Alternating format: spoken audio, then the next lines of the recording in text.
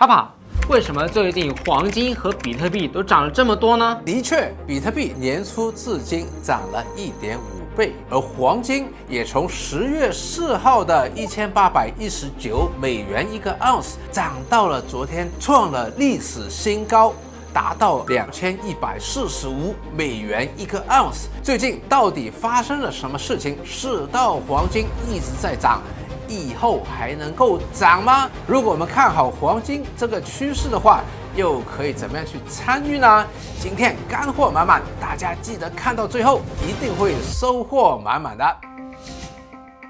其实影响黄金背后有5大因素，首先是经济。经济好的时候，人家会消费多一点，无论是买来自用，或者是送礼，甚至是嫁妆，都会买多一点黄金。这个时候对黄金的需求就会增加，导致金价上升。相反来说，经济不好的时候，人家首先的钱是放在基本的生活所需，黄金这些奢侈品就可以延迟消费了。那除了消费之外，黄金有很大的投资作用。在这里，一方面投资者会看通胀，今天的钱纸币背后是没有黄金的，那如果通胀上去，也就意味着纸币它的购买力在减少，这个时候真金白银就能够保值。另外一方面会看利息，黄金本身是没有利息的，买了黄金的话，其实就失去了把钱放在银行或者买债券收获的利息，所以持有黄金有一个机会成本。当利息涨上去的时候，这个机会成本就会增加，使到黄金的价格下跌，所以利息涨上去就会利空黄金。大家注意，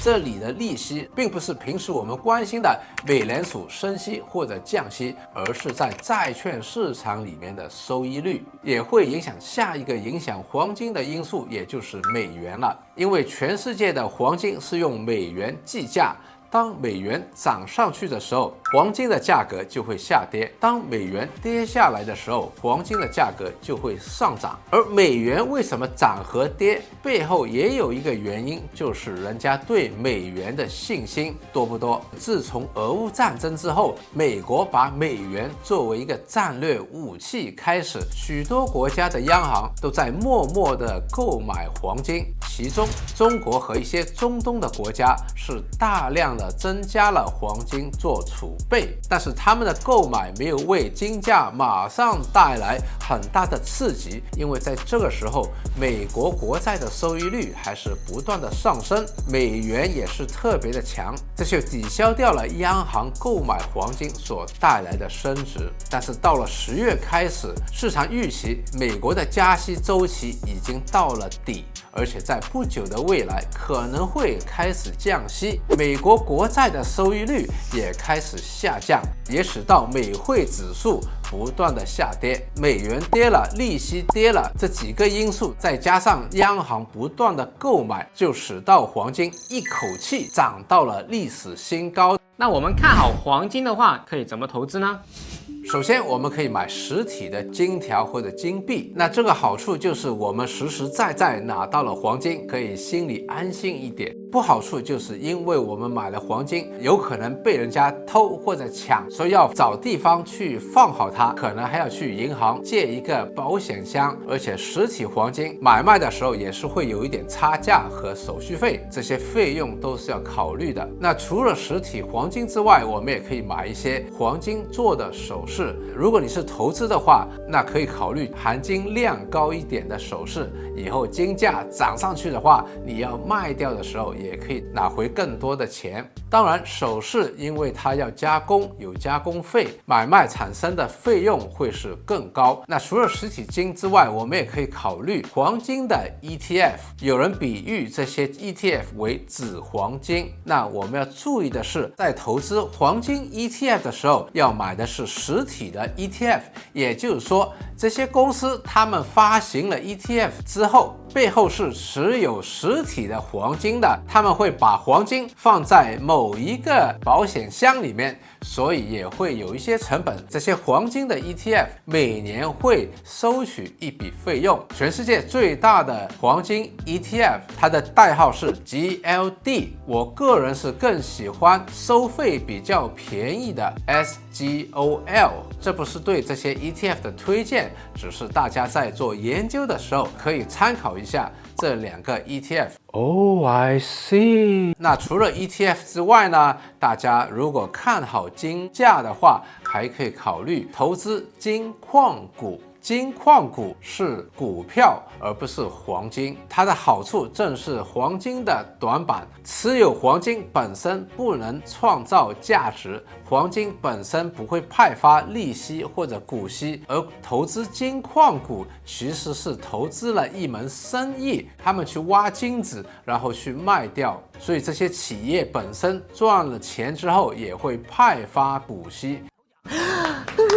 金价涨的时候，如果他们的成本可以控制，没有涨那么多的话，他们盈利的空间就会增加，以后可能派发的股息也会增加，这会导致他们的股票上涨。相反来说，如果金价跌的时候，而他们的成本是不能跌下来的，这个对他们的盈利就会产生很大的负面影响。Damn it。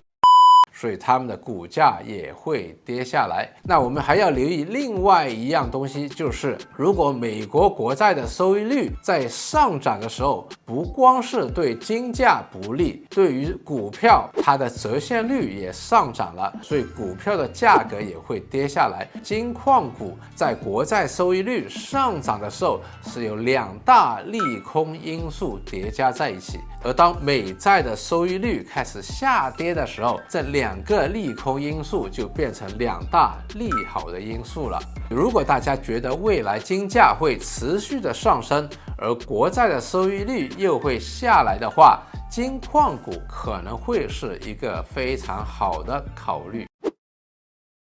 那有人比喻虚拟货币像是虚拟的黄金，你又怎么看呢？那我的看法其实跟巴菲特和他的拍档查理蒙格差不多。巴菲特认为，如果你给他全世界所有的虚拟货币，他都不会给你25美元。Now, if you told me you owned all of the Bitcoin in the world and you offered it to me for $25, I wouldn't take it because what would I do with it? 查理蒙格觉得虚拟货币是老鼠药，那我没有额外的补充。这个世界上的确有很多人相信虚拟货币是替代美元的一个货币。当美元跌下来，国债的收益率跌下来的时候，这两个因素都会利好虚拟货币的，但前提是你相不相信虚拟货币。那我个人对虚拟货币的研究很有限，欢迎大家在留言区写下你对虚拟货币的看法。那看到现在，你给自己一个赞，也给我们一个赞吧。如果你还没有订阅的话，记得订阅并打开旁边的小铃铛，因为我会持续的分享我投资了30年的经验和心得，希望帮助大家避开股灾，